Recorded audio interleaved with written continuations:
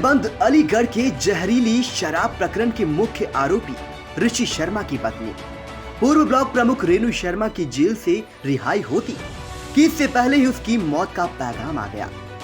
शुक्रवार देर रात उसकी मौत हो गई। रेणु शराब के प्रकरण के एक मुकदमे में जिला कारागार में बंद थी। लंबे समय से वो बीमार चल रही थी। इसी आधार पर हाई कोर्ट ने उनकी जमानत अर्जी मंजूर की थी। जमानतियों का सत्यापन जारी था।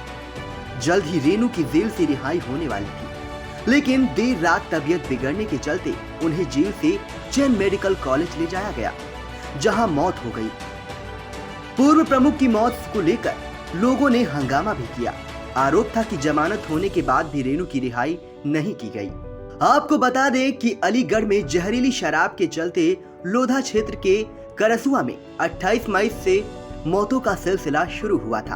अगले ही दिन खैर लोधा जमा थाना क्षेत्र के अलग अलग कई गांव से मौतों के मामले सामने आए। 4-5 दिनों में जिले भर में करीब 104 लोगों की मौत हो गई। पुलिस ने प्रकरण को लेकर खैर लोधा, पिसावा, गबना, जवा, महुआ खेड़ा, क्वारसी थानों में 33 मुकदमे दर्ज किए थे। इसमें जमा थाना में दर्ज हुए मुकदमे में माफिया ऋषि, मनीष के अलावा रेणु शर्मा आदि नामजद थे। इधर जेल में रेणु शर्मा की तबीयत खराब होने लगी। बीते दिनों एडीजे 9 की अदालत में रेणु पर आरोप तय किए गए। तब भी उन्हें जैन मेडिकल कॉलेज से एम्बुलेंस से अदालत लाया गया था। इसी आधार पर हाई कोर्ट में जमानत अर्जी दायर की थी। इसमें रेणु को नेफ्रिटिक गुर्दे की बीमारी, कार्डियक, दिल, न्यूरोलॉजिक या डायबिटीज मेलोटिस से पीड़ित बताया गया था। इस पर हाईकोर्ट ने जमानत अर्जी मंजूर की थी। इसके बाद साजिश की धारा शेष रह गई थी, जो स्थानीय अदालत ने मंजूर कर ली। फिलहाल जमानतियों का सत्यापन हो रहा था। जल्द ही रेणु की रिहाई होने वाली थी, लेकिन देर रात करीब 12 बजे रेणु की तबीयत बिगड़ गई। उन्हें मेडिकल ले जाया गया, जहां डॉक्टरों ने मृत घोषित कर दिया। रेणु की मौत की सूचना पर लोगों का इकट्ठा होना शुरू हो गया। इसके बाद लोगों ने हंगामा शुरू कर दिया। हालांकि सीओ तृतीय श्वेताभ पांडे मौके पर पहुंच गए और लोगों को शांत किया। वरिष्ठ जेल अधीक्षक विपिन कुमार मिश्रा ने रेणु की मौत की पुष्टि की है। एक दिन पहले ही मेडिकल से लाए थे। जेल प्रशासन के मुताबिक जेल में दाखिल होने से पहले ही बीमार थी, दवा चल रही थी उसकी। जेल में दाखिल होने के बाद जैन मेडिकल कॉलेज में उपचार चल रहा था। यहाँ 2 बार भर्ती भी रही। गुरुवार सुबह ही मेडिकल से डिस्चार्ज होकर आई थी। ये धरना प्रदर्शन नहीं है।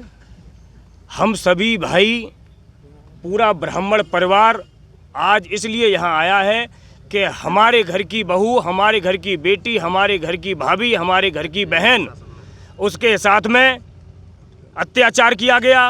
और कल रात, आज रात को सुना कि उनकी हत्या कर दी गई। कहाँ पर हुए, क्या हुआ? जेल में एक प्रकरण आप लोगों ने सुना होगा, शराब कांड। उस शराब कांड में कई निर्दोषी लोग फंसाए गए और जिनके नाम पर ठेके भी नहीं है उनको भी शराब का कारोबारी बताया गया। मैं जानना चाहता हूं, जिनके नाम पर ठेके नहीं, जो कि ठेके में इन्वॉल्व नहीं, वो शराब के कारोबारी हो कैसे गए?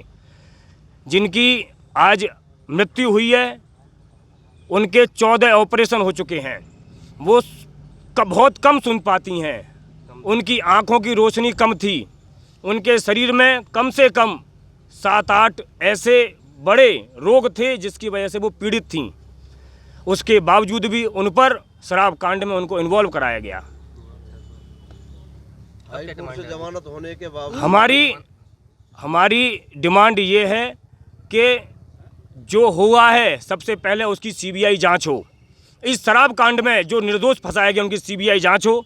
और जिस तरह से इनका रात में अचानक इनको लेके, 1-2 दिन पहले इनको लेके गए जबकि इनकी हालत नाजुक थी, जेल में लेके गए हॉस्पिटल से नाजुक हालत में, ऐसा क्या हुआ अंदर जिससे कि इनकी हत्या हो गई? ऐसा मैं जानना चाहता हूँ। उनके फोटो मैंने देखे हैं, उनके मुंह से झाग निकल रहे हैं, नाक से झाग निकल रहे हैं। झाग किस कंडीशन में निकलते हैं ये सब लोग जानते हैं। पूरी तरह से जांच का लग रहा, हत्या लग रही है और इसकी जांच होनी चाहिए। इसके अलावा परिवार के बाकी सदस्य अंदर हैं, उनकी सुरक्षा की गारंटी कौन लेगा, उनकी सुरक्षा की क्या जिम्मेदारी है। इस तरह से तो हमको लग रहा है कि बाकी लोग भी बाहर नहीं आ पाएंगे, उनकी भी हत्या होगी। तो क्या जमानत भी हुई थी इनकी? इनकी जमानत हो चुकी है, 18 तारीख को हाई कोर्ट से इनकी जमानत हो गई।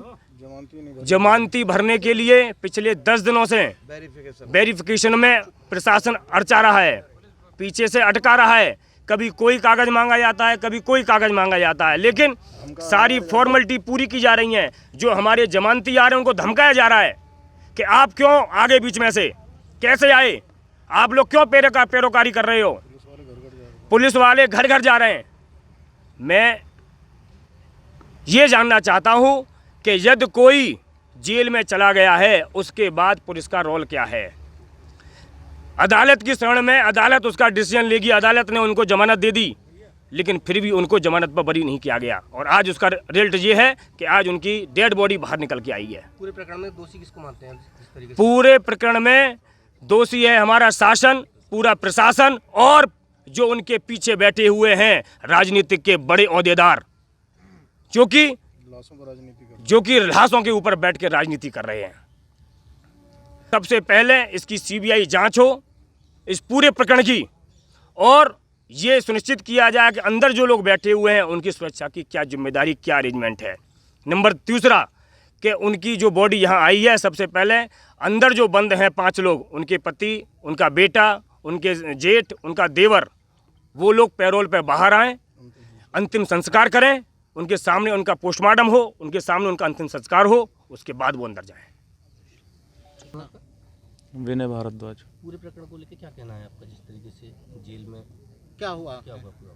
सर 10 तारीख को मम्मी को एडमिट कराते हैं यहाँ पे JN मेडिकल में।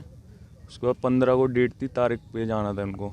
स्थिति बहुत ख़राब थी, पुलिस प्रशासन पूरा आ गया था वहाँ पर JN मेडिकल में। उनके सामने भी बेहोश हो गई थी और डायबिटीज़ कंडीशन थी 500 550।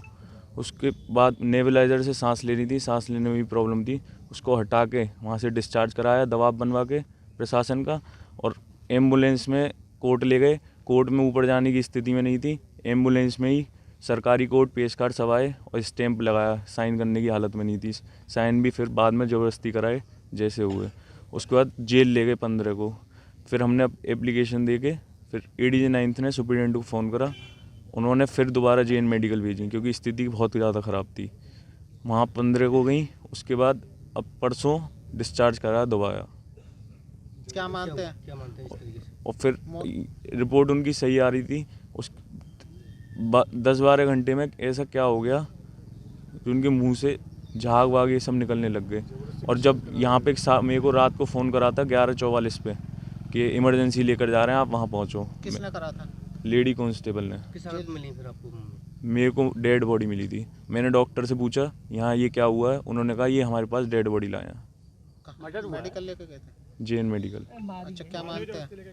जी मौत हुई है? क्या हुआ? हाँ, हत्या करी है जेल के अंदर? जी, प्रशासन। तो क्या जमानत हो गई थी इनकी? हाँ, जमानत हो गई थी सर। अच्छा, कब हुई थी? जमानत 18 तारीख को। महिला बंदी की मौत हुई है सर, क्या है पूरा मामला?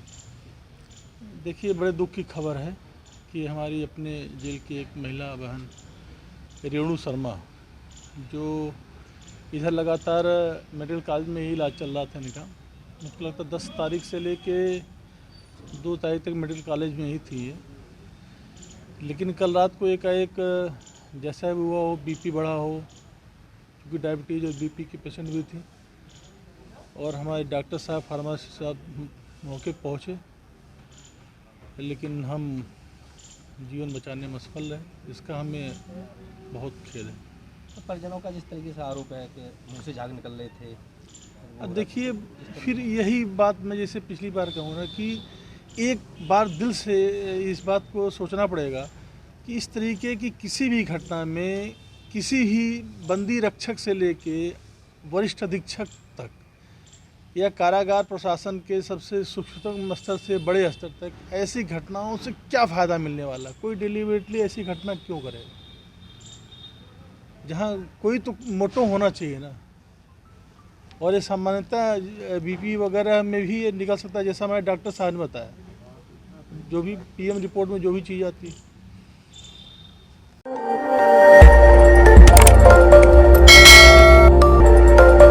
खबर आपकी, नजर हमारी। देखते रहिए आई इंडिया।